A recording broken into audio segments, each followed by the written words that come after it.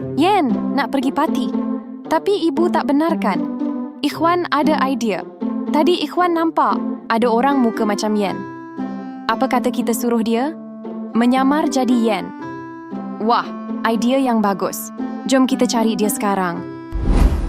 Hai, muka awak macam Yen. Boleh tak awak menyamar jadi Yen sekejap? Boleh, tapi awak kena bagi saya upah. Baiklah, setuju. Ini rumah Yen. Lepas habis parti, Yen akan balik. Sementara itu, awak duduk sini dan jadi Yen. Jom Yen, kita pergi parti.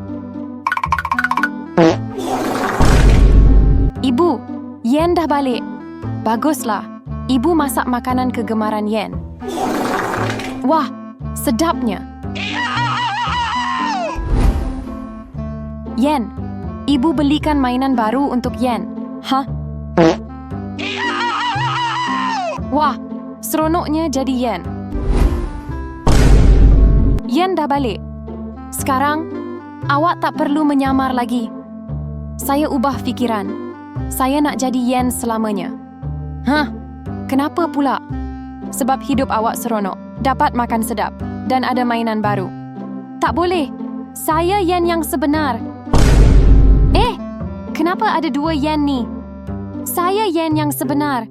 Bukan. Saya Yen yang sebenar. Korang tolong jawab. Mana satu Yen yang sebenar?